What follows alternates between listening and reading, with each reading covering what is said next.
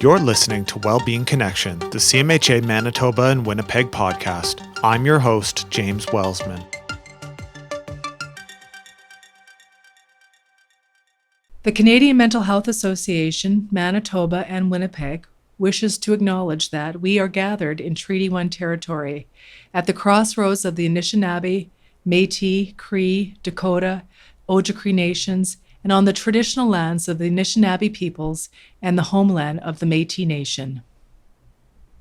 None of the content in this podcast is intended to replace the advice given to you by your medical team. If you are in crisis, please phone the Manitoba Suicide Prevention and Support Line at 1-877-435-7170 or text CONNECT to 686868 for the Kids Help Phone.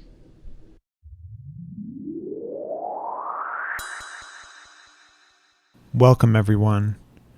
In lieu of a ride update this week, we at CMHA Manitoba and Winnipeg wish to acknowledge and bring visibility to the horrific findings from the residential school in Kamloops, a mass grave of 215 children.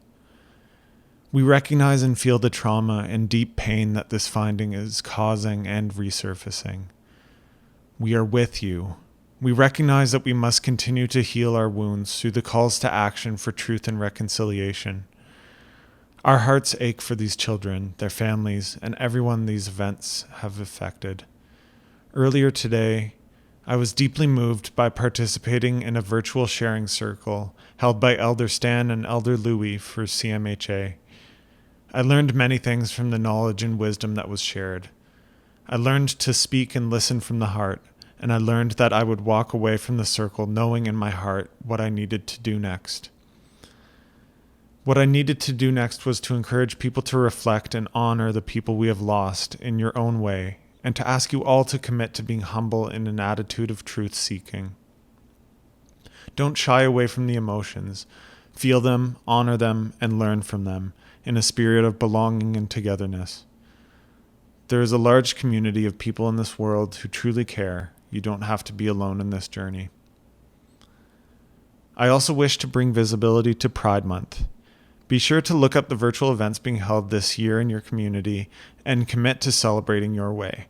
Commit to learning about the history, the progress, and what still needs to be done. And if you identify with one of these groups, we are with you, we hear you, and you are not alone. With all these truths to reflect on, take care of yourself, remain open to learning, feel what you need to feel, and reach out if you need connection. That is what we are all about at Wellbeing Connection Podcast. I want to give a shout out to our sponsors for the virtual Ride Don't Hide 2021 fundraiser. Our corporate challenge champion, MGEU, our Spirit Week sponsor, Talbot Marketing, our family ride sponsor, Manitoba Hydro, and our nourishment partner, Red River Co-op. We encourage you to ride your way for this year's virtual Ride Don't Hide. Sign up and join Brandon's team at the link below and commit to raising $330 for this year's Ride Don't Hide on June 26th and 27th, with funds going towards programs that help thousands of students across Manitoba move more, give back, and feel better. Those are the themes that we are reflecting on this year. Our guest today is a mental health champion, an ultramarathon runner, leader of the annual Trash Stigma event, happening on June 25th this year. This event supports youth mental health programs at CMHA, such as Speak Up and Thrival Kits. He is an inspiration, and there is so much wisdom to take away from his experience and his positive attitude. It's also so inspiring to hear two people who are just at their peak athleticism. It's really incredible to hear. And this week, the focus is on physical wellness. So make the time to connect with your ride this year. So whatever kind of activity that you want to do, that's your ride this year. Also, a trigger warning before the interview gets started. There is some discussion about suicide. So without further ado, enjoy this conversation between myself, James Wellsman, our very own staff Ride Don't Hide ambassador, Brandon Friesen, and ultramarathon runner, Junel Malapad.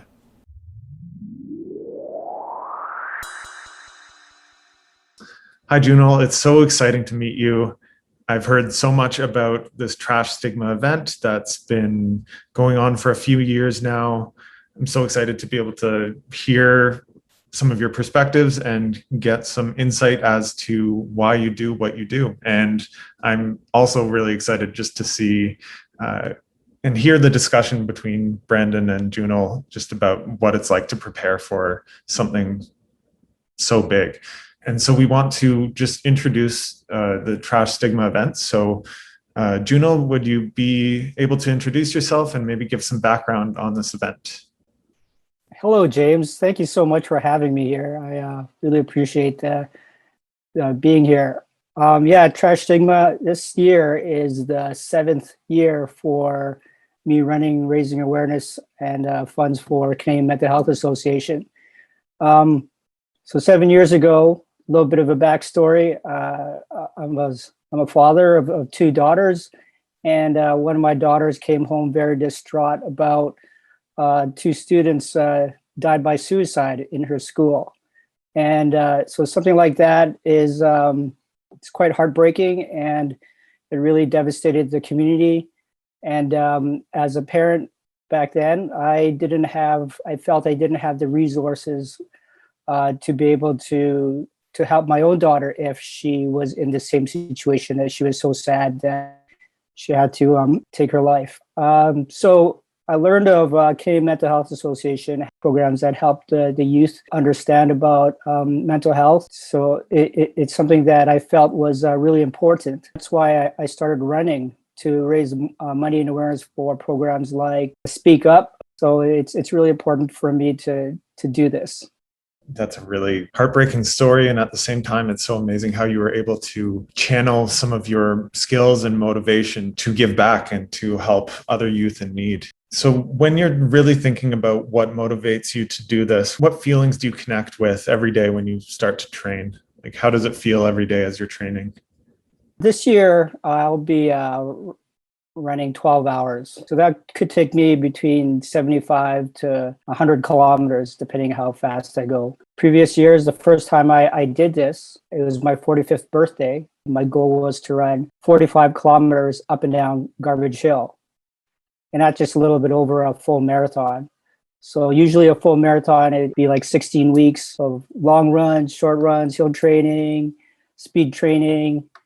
So just imagine, if you will, it should take about 16 weeks to run a full marathon. But I've been running for about 13 years. And I started running longer 6 years ago, doing my first 100-miler, 100 kilometers. And the longest I've run was 150 miles, which is 241 kilometers. And that took me 56 hours, and I slept for 3 hours. So when I think of training, if you want to run long distances, you have to put in some long time and mileage.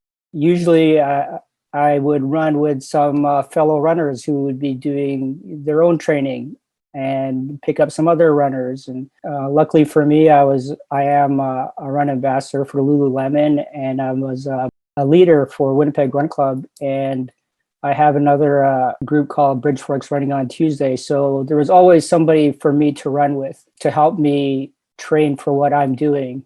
If you ever participate in something you love with somebody else that has the same mindset as you, that really helps a lot in getting the mileage in. Of course, sometimes I would run by myself. Those are the times that would be the hardest, but that's when I would think about the reason why. There's always a reason why I'm doing what I'm doing. 2 days ago, I ran 107 kilometers from Kildonan Park to Grand Beach to raise money and awareness for a few things. For an initiative, which is a grassroots organization that helps out the community through Pampers and cleaning up the neighborhood and helping the homeless. And then Returning to Spirit Canada has been around for 20 years, and they have been doing workshops that help people understand about reconciliation, residential schools, sexual abuse, and anti-racism. And then the last thing was for anti-racism in sports. It's always helpful to think of the reason why you're doing such a hard feat. I know, like Brandon, you're going to be biking 330 kilometers. And I know that people who bike a lot have to fight the weather. Some people can bike indoors, but when it comes to showtime, You have to be prepared for all types of things that are thrown your way. Yeah.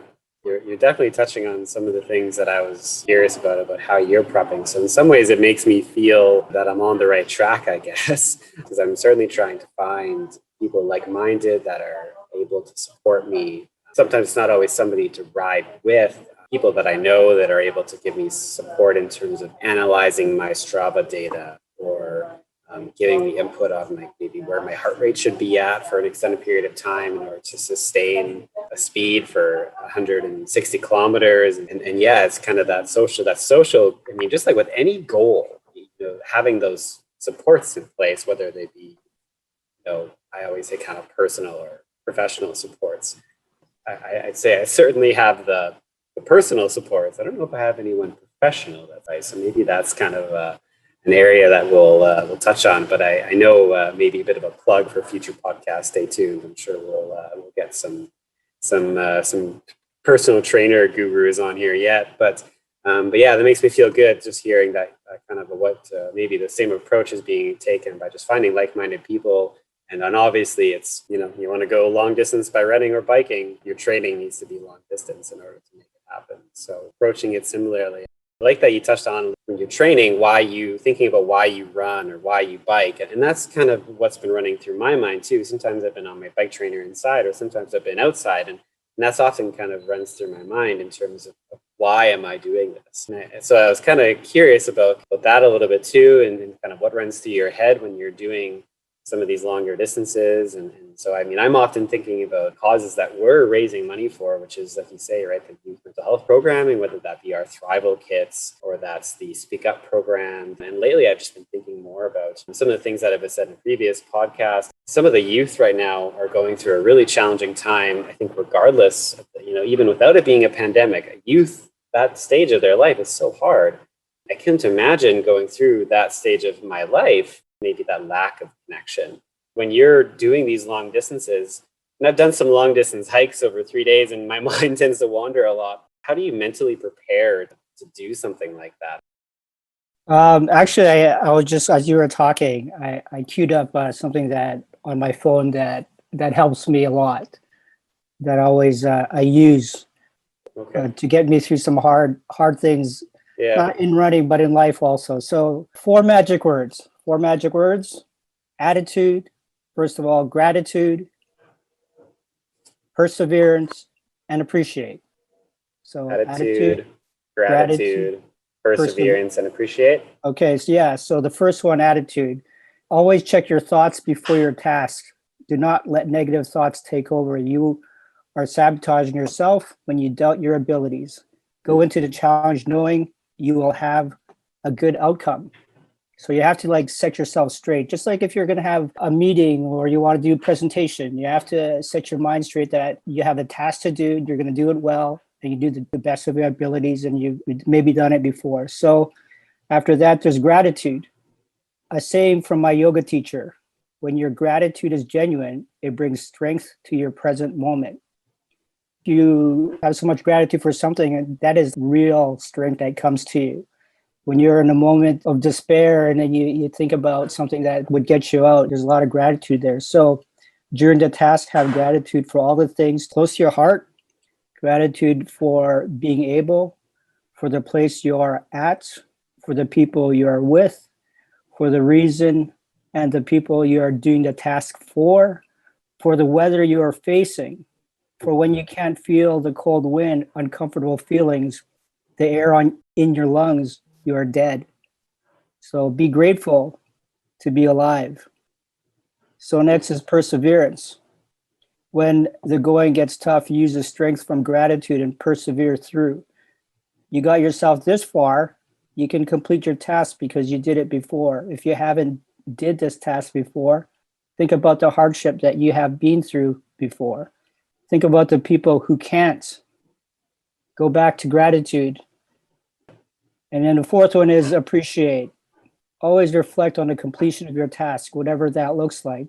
If the outcome was not what you expected, it's always a learning moment. Appreciate your accomplishment, the people who helped you, the environment you were in. Was it peaceful, beautiful, memorable? Keep those golden moments of your run or whatever you were doing near to your heart. Those are four things that I think about before, in the middle, and after.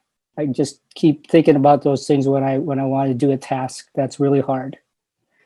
Yeah, that's so helpful. And in some ways, I think those are some things that I have thought before a little bit about. Done hard things before. I relate it to previous things I've done. But there's certainly some things here that the gratitude for being able to be able to do what you're doing, recognizing that not everyone can, and appreciating your attitude, the checking of the negative thoughts before you do it, the attitude, gratitude, perseverance, and appreciate. Yeah, thank you. I really appreciate that. You're welcome. It's something that I thought about it last year, because last year I did a one and done thing. I turned 50 last year, and I ran 50 kilometers 50 times last year. And somebody asked me, how did you do it? And so these four things came up, and I really feel that they're very helpful. If it helps you out, that's great. Yeah, thank you. That's the thing. And one thing that I often say to myself, and I guess this relates a little bit, is that I'm riding with my brother, will be coming with me, and he's always been an excellent mentor with me, and we work well together. And one thing that he always said to me that stuck out, it's often your body is capable of so many things. Really, it's your mind is the one that's usually that's what's holding you back. So if you can work with like you're saying here, checking these negative thoughts, you're really capable of so much, and it's often your mind is the one thing that's holding you back. And this just continues to expand upon maybe that thought that I had, or I feel that it expands on that even more. So that's excellent. Thank you so much. I appreciate that. Yeah, I'll definitely have to challenge some negative thoughts as I'm writing, because really it's the wind's going to gust up, and I'm sure there's things that come up when you're running that are a little different, but the wind or something kind of wears you down a little bit. It can be really you're approaching a hill and you've got winds coming at you that can really drag on you, and you have to. There's been so many times where I've been riding where I've been needing to just talk myself out of letting that get me down. That's helpful. Thanks so much. Yeah, you're welcome. Well, it sounds like you've done a lot of hard things already. You just shared that you did some hills and wind, and you've been in some situations that you didn't really like, but you did it. You're here. You live to tell the tale. I mean, every time we individuals could do something just a little bit more, they could have a set point of where they can go to. So for myself, running 100 kilometers or 100 miles, I've done it before, so it's not too bad. But I mean, that level could be the same as if I want to run 5 kilometers, or I want to start today from off of my couch. That's where I started 13 years ago because of high cholesterol. My family, my mom and dad, had high cholesterol. They had heart disease and cancer. And my mom had a stroke. She passed away from that. My dad had cancer, and so I wanted to nip that in the bud, and that's why I started doing what I'm doing. And I didn't like to run. I was just like one of those things that the doctor says, hey, you need to up your game a little bit. You need to take care of yourself. So I started running. But fortunately, that one of my buddies from work, he was let's say a closet runner. I didn't even know he ran. He said, just run with me. Yeah. And this guy it turns out he was an insomniac, so he just needed to run, and he was 10 years older than me at the time. He still is a great inspiration to me. When you get into a situation that you might not like, just go out and find some people who might be in the same situation as you, and there's lots of people out there. I feel that I'm a testament to that. I mean, I started doing what I was doing, and I looked for some other like-minded people, and then just followed them and spent some great time with them. And I'm just crazily thinking that I could, in a drop of a hat, I could run 100 kilometers, and that's pretty nuts. And it is that is pretty wild. I agree, and I think what's standing out to me is that you were someone that would say, years ago you wouldn't have called yourself a runner. You're not a professional athlete. This isn't something that you've done your whole life, right?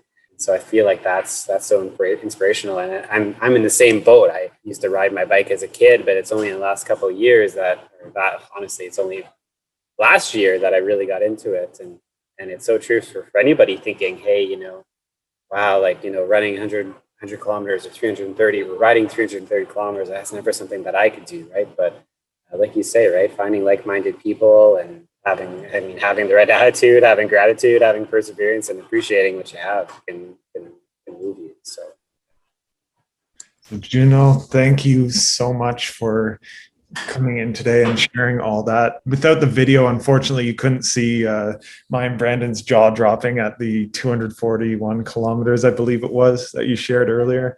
But I think what stands out most to me is just connecting with the personal elements of things, the inspirational elements of going forward with something that you didn't consider part of yourself, but has become so much a part of you, connecting with the meaning of why you do things, searching for those real motivations and keeping them so present in mind. I hear a bit about yoga that you brought up, and I'm sure that's a huge thing. You hear that come up with a lot of people who are doing these kind of events. So I wanted to thank you so much for coming in today. This is a really special conversation, and I'm sure it will inspire people and help a lot of people to ride their way virtually this year. It doesn't have to be 241 kilometers or 330 kilometers, but who knows, you may take that step, doing a bit of yoga, doing a bit of free weights in your spare time for this year's ride.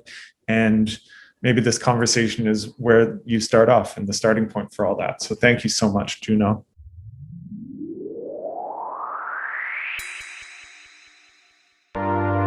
What an incredible interview. I'm so moved by everything that was said. I'm definitely going to take those 4 words with me.